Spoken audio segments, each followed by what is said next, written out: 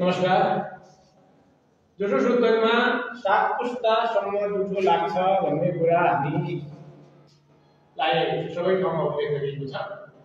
यसमा अलिकति कन्फ्युज के छ भने म एउटा यहाँ भिडियो यहाँ देखाउन चाहन्छु। भिडियो अन्तिमसम्म हेरिदिनु होला कृपया। अन्तिमसम्म हेरेर सुझाव र प्रतिक्रिया दिनु होला। 7 पुस्तासम्म जुठो 10 रात लाग्छ। र हाम्रो यहाँ कन्फ्युज के छ भने 3 पुस्तासम्म त एउटै घरमा हुन्छ, पुस्ता र पिढी भनेको के हो त्यसलाई पनि म स्पष्ट गर्न चाहन्छु। यो मैले एउटा यहाँ तालिका प्रस्तुत गरेको छु। पुस्ता र पिढी भनेको एउटै हो, म फेरि स्पष्ट गर्न चाहन्छु। जस्तै अब यहाँ अलि ध्यान दिएर हेर्नु होला। यो अ भन्ने व्यक्तिका 3टा सन्तान क1 क2 क3 यहाँ एक लेखिदिँदा पनि तल दुई आएको छ। 3टा सन्तान अ भन्ने व्यक्तिका भए, मूल पुरुष भए। त्यहाँबाट क1 देखि हेर्दै जानु होला। क1 7औं पुस्तामा पर्छ। क1 का छोरा नाति त्यसपछिको आएर 7 सम्म आएर 7औं पुस्ता हुन्छ। यहाँ क1 का सन्तानहरू तलबाट गर्दाखेरि 1 पुस्ता 2 पुस्ता 3 पुस्ता 4 पुस्ता 5 पुस्ता 6 पुस्ता 7 पुस्ता क1 को 7औं पुस्ता। यदि हाँगाको लागि यो क1 जो क1 यो क1 को भाइ क1 अर्को क1 को सन्तानमा 3 रात जुठो लाग्ने भयो। यहाँ भित्रमा पनि 7 पुस्ता भयो। भाइमा पुस्ता जाँदैन, पुस्ता गएर माथि जान्छ। अब यो क1 का 6 7 सम्म ख2 ख3 ख4 ख5 ख6 7औं पुस्ता हो। यो भित्रमा 7 पुस्ता भएको हुनाले 10 रात जुठो लाग्ने हो।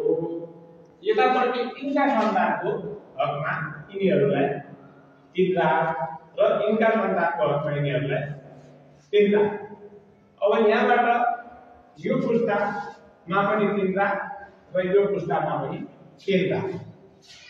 यसरी आफ्नो हाँगाको मूल पुरुषबाट गर्ने भन्नाले 7औं पुस्ताका बाजेका भाइबर्तीका सन्तानको जुठो लाग्ने भयो 3 रात। यही हाँगा भित्रमा यसरी क्लियर गर्नु पर्यो कि 7औं पुस्ताका मूल पुरुषका भाइका सन्तानहरूलाई 3 रात।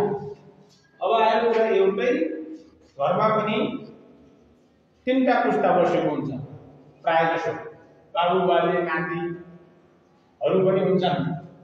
अब यहाँ आयो यो 7औं पुस्ताको मूल पुरुष यो। अब यिनका मानव 3टा छोरा,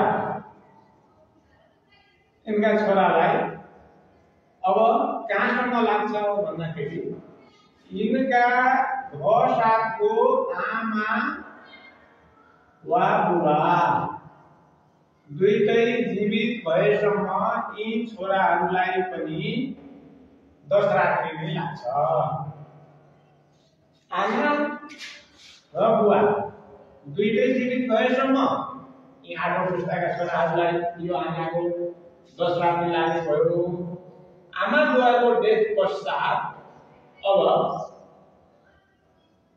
यो छोरालाई यिनीहरूको सन्तान यतापट्टि गएको पनि 3 रातमा झर्ने भयो।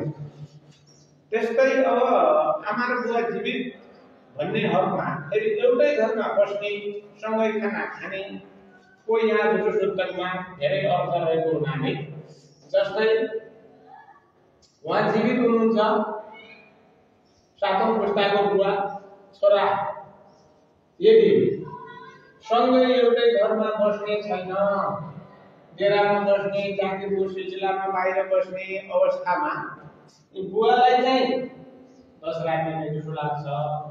तर छोराले यदि बुवासँग खानपिनमा लसपस हुँदैन, डेरामा बस्दा, टाढा बस्दा अथवा छुट्टिएर अलगै घरमा बस्दा यी छोराले चाहिँ यही पुस्ताभित्रका पनि 3 रात जुठो माने हुने भयो। छोरा एउटै घरमा बस्दाखेरि यहाँसम्मको सबैको 10 रात दिने मान्नु पर्यो। बुवा घरमा बस्नुहुन्छ, छोराहरू काठमाडौँमा बस्छन्, बिहाबारी गरेका छन्, उतै बस्छन् अथवा त्यो घरमा 10 दिनसम्म आउँदैनन् र बुवाको सँग खाना पानीमा रसोस हुँदैन भने त्यो छोराले 3 रात नै जुठो बार्नु पर्छ। बाँकी दिन आफ्नो कार्य गर्न सकिन्छ। त्यसैले जुठो सूत्र भन्ने कुरा अलि जटिल छ, व्यापक छ। मानेपछि सबै कुरा मान्नुपर्छ। अब उहाँको बुवा र आमा दुईटैको डेथ भइसकेपछि ती छोरालाई पूर्ण रूपमा यो हालाको मात्रै मान्नु पर्यो, यो हालाको मान्नु परेन। छोरा बुवा एकै ठाउँमा बस्ने अवस्थामा बुवा छोरासँगै यो घरभित्र लाग्ने भयो। अलग घर छ भने यो हालाको मात्रै, यो हालाको 10 रात्रि जुठो बार्नु पर्दैन। यसरी नै जुठो सूत्रलाई बुझौँ।